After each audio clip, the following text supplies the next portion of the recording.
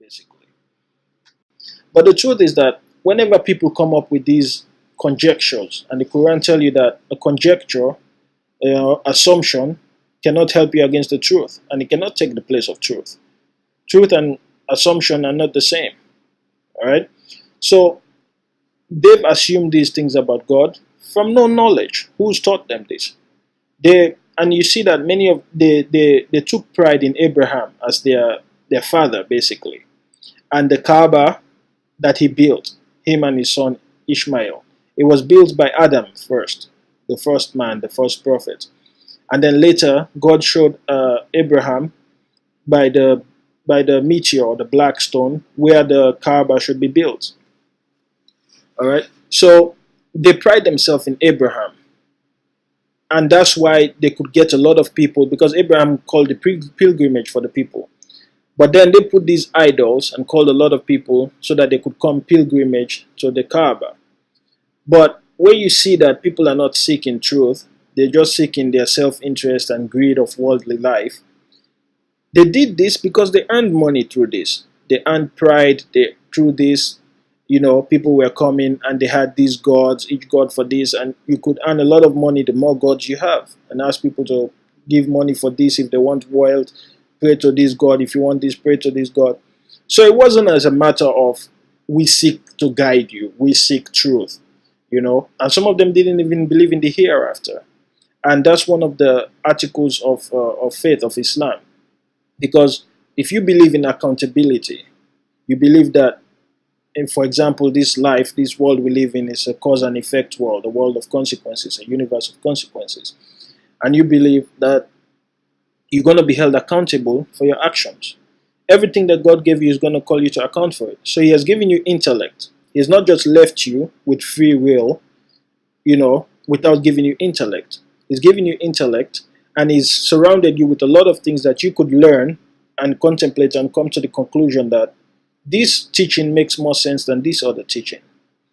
So even learning the sciences, learning about the universe, that's part of Islam. Because part of knowing the Creator is to learn about his creation. All right. Now I give you the story about Moses. Because sometimes when I want to talk about truth, I want to talk about the story of Moses. When Moses came to Pharaoh, and he turned his staff into the snake, into the big snake. Now, Pharaoh, obviously, he didn't want to reform. He wanted the people to see him as a god and all that. So he had an interest in seeking disbelief and leading people to disbelief. So he called it magic, and he got people to gather magicians all throughout the city.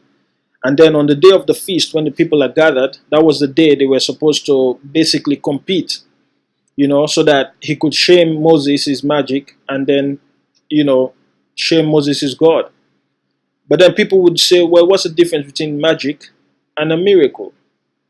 Now, magic, and I'm not talking about trick of magicians like you see in most of these shows, but I'm talking about actual magic, which is black magic. It's actually somebody communicating with the jinn. Now, we can see the jinn. And maybe later on in life, there will be some technology that will allow us to sense them. But we can see the jinn. They can interact with us, and they can change form, and they can take the form of certain animals, especially some animals in particular more than others. But the jinn can do something in his world which is natural for him, but yet when we perceive this, for us, since we can't see it, it becomes supernatural. Think about our brain. We can't even use 10% of our brain. We can't even see unless a small band of the electromagnetic spectrum. We cannot hear except a small wavelength of sound, a small band of wavelength of sound. So we are limited in our senses, So the jinn would do this that he naturally does in his environment. And you see that some of these people who practice black magic, it takes several forms in different places, because the jinn would use what you know in your environment, all right? Whether you think it's aliens or other thing. But he would let you do or make you do something that's against God. And he would increase that for you. And most of them are liars. So they will tell you, oh, do this dirty, filthy thing, oh, sacrifice this, just so that you go do something against God. But and you think that's where the power comes from, but it's not where the power comes from. He's just doing something he naturally does. That's black magic. And so the genes can play with your mind and give you this illusion that you're seeing something.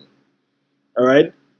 And then they would cause something to move. So, for example, when the magicians dropped their ropes, it looked like they were moving. It looked like the things were moving. And in your mind, you perceive it as a moving snake. Now, that's black magic. So, even the Quran tells you that even Moses was fearful when he saw this. And then God inspired to him that you have nothing to fear. You would be victorious. And Moses told them, he said, woe to you. What you have brought is just magic. So, there is a difference. And God can work within the laws of nature and he can work outside the laws of nature. He created the laws of nature and he's the sovereign who is above the laws. You know? So when he dropped his rod, the Quran told you that it became a snake and it devoured the falsehood that they have conjectured, the falsehood that they have conjured. Alright? So some people have interpreted this literally like he swallowed the ropes, the snake swallowed the ropes. And maybe that's true. But when you look at it figuratively, all right, when the truth comes, the falsehood becomes irrelevant. It departs. Because now your eyes are open to the truth. And now you see the falsehood for the falsehood that it is. It's like when they do a magic trick. You are amazed. You're in wonder. You're in awe. But once they tell you they show you the secrets of the trick, then you're not as impressed anymore. It's the same thing. So when the magicians did their tricks, people were amazed, you know. But when Moses dropped his staff, the truth became clear from the falsehood. And even the magicians fell. They prostrated and said, we've believed in the Lord of Moses. Because they know magic. And they could see that this was not magic. Now that's the truth. And that's why, you know, the Quran, it's important to look at the Quran with an open mind.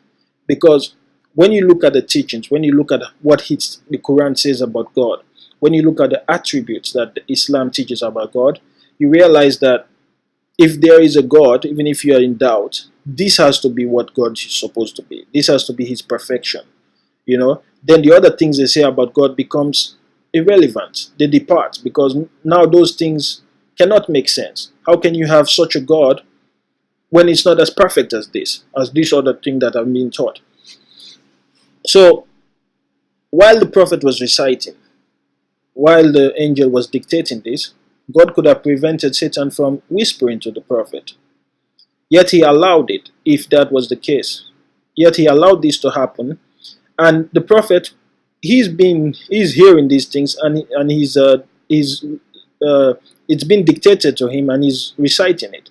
So during that time, then Satan whispered to him to recite something that went against the teachings of God. And then later it was corrected, you know. And God says in the Quran, you know, it's not the first time Satan has whispered to a prophet. And God uses it, just like he uses miracles, to strengthen some of the people in faith and to cause to go astray. For example, those who had disease in their heart, they had hypocrisy, and some people who are on the fence, you know. They didn't care about truth. They're just on the fence to see which side becomes victorious. Something like that. So it's not really a big deal that Satan could whisper to the prophet.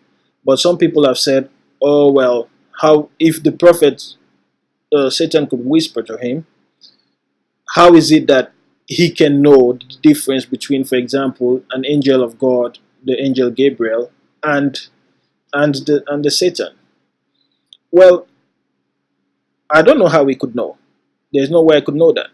But we have to trust God that he's the one who guides. And the angels are nothing like the jinns. And if you've already seen an angel and you've already come in contact with an angel, which is the truth, the jinn can no longer fool you. وَإِنَّ رَبَّكَ لَهُوَ الْعَزِيزُ الرَّحِيمُ وَإِنَّهُ لَتَنزِيلُ رَبِّ الْعَالَمِينَ نزل به الروح الأمين على قلبك لتكون من المنذرين بلسان عربي مبين وإنه لفي زبر الأولين أولم يكن لهم آية أن يعلمه علماء بني إسرائيل ولو نزلناه على بعض الأعجمين فقرأه عليهم ما كانوا به مؤمنين كذلك سلكناه في قلوب المجرمين لا يؤمنون به حتى يروا العذاب الأليم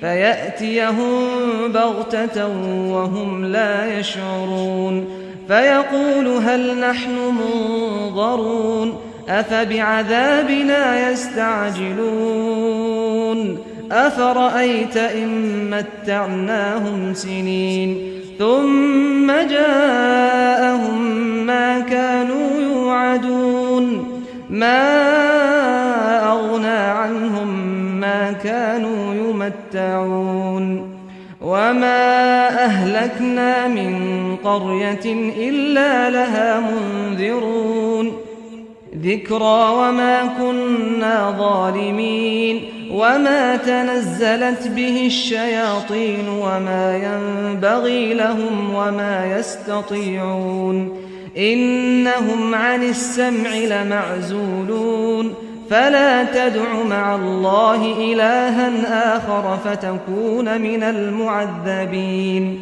وأنذر عشيرتك الأقربين واخفض جناحك لمن اتبعك من المؤمنين فإن عصوك فقل إني بريء مما تعملون وتوكل على العزيز الرحيم الذي يراك حين تقوم وتقلبك في الساجدين إنه هو السميع العليم هل أنبئكم على من تنزل الشياطين هل أنبئكم على من تنزل الشياطين تنزل على كل أفاك أثيم يلقون السمع وأكثرهم كاذبون.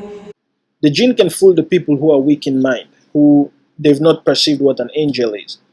Alright? So a jinn, no matter how he presents himself as a ball of light, as a ray of light with Jesus in the center, once you've perceived what the truth is, that becomes irrelevant to you. That becomes, you know, that's falsehood.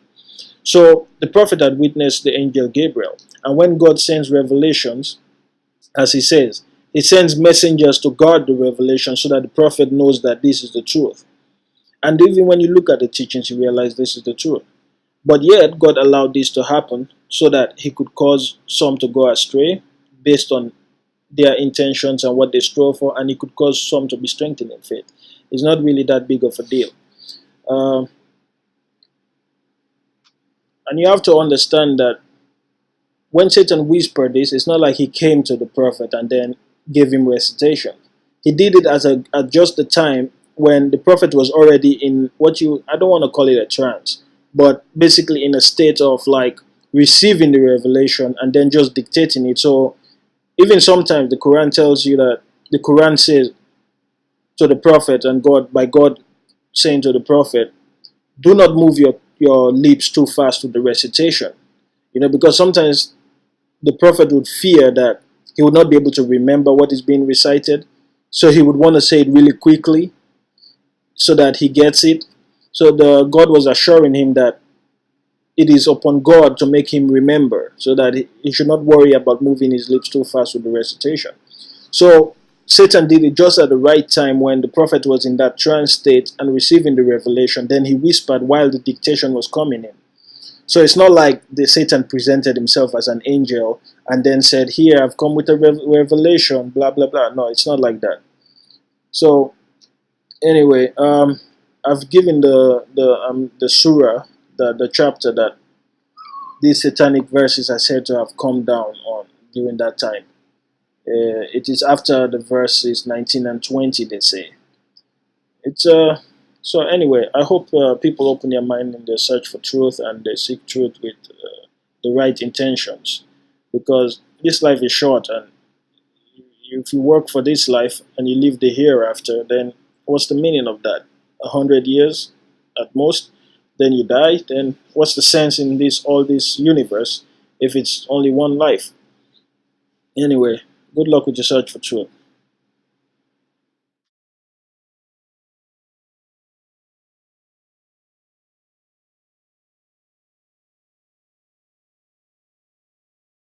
بسم الله الرحمن الرحيم والنجم إذا هوى ما ضل صاحبكم وما غوى وما ينطق عن الهوى إن هو إلا وحي يوحى علمه شديد القوى ذو مرة فاستوى وهو بالأفق الأعلى ثم دنا فتدلى فكان قاب قوسين أو أدنى فأوحى إلى عبده ما أوحى ما كذب الفؤاد ما رأى أفتمارونه على ما يرى ولقد رآه نزلة أخرى عند سدرة المنتهى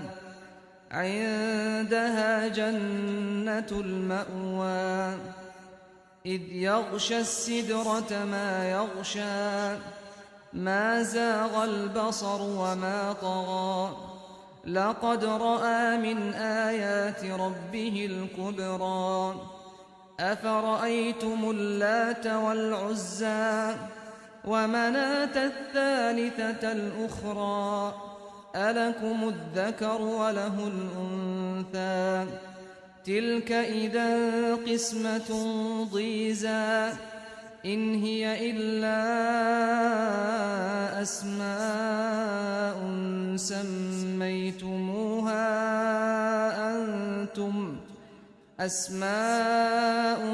سميتموها أنتم وآباؤكم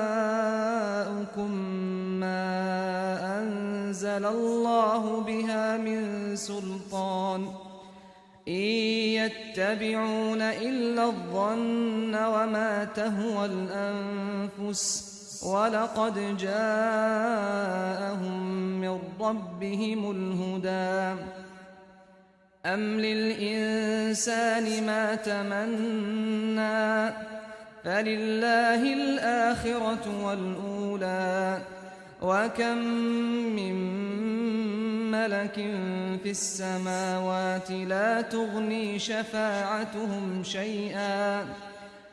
تغني شفاعتهم شيئا إلا من بعد أن يأذن الله لمن يشاء ويرضى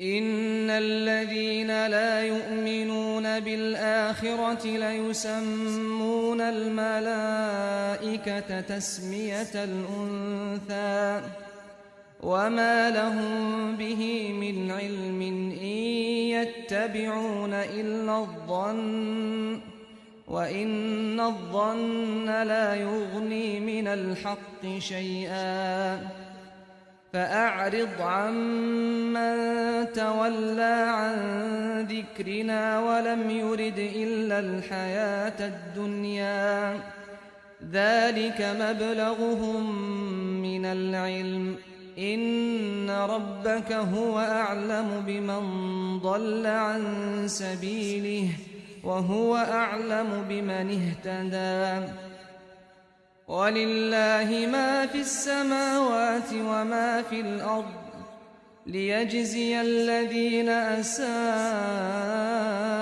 بما عملوا ويجزي الذين أحسنوا بالحسنى الذين يجتنبون كبائر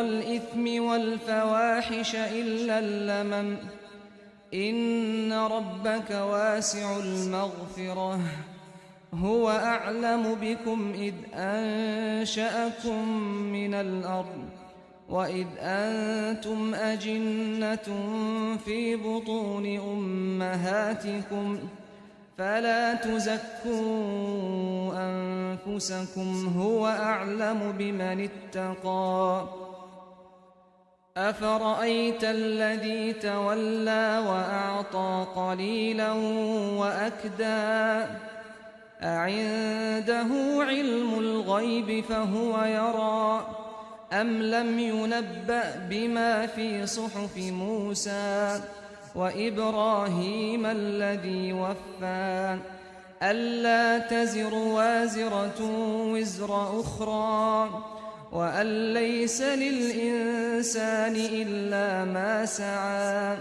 وأن سعيه سوف يرى ثم يجزاه الجزاء الأوفى وأن إلى ربك المنتهى وأنه هو أضحك وأبكى وأنه هو أمات وأحيا وأنه خلق الزوجين الذكر والأنثى من نطفة إذا تمنى وأن عليه النشأة الأخرى وأنه هو أغنى وأقنى وأنه هو رب الشعرى وأنه أهلك عادا الأولى وثمود فما أبقى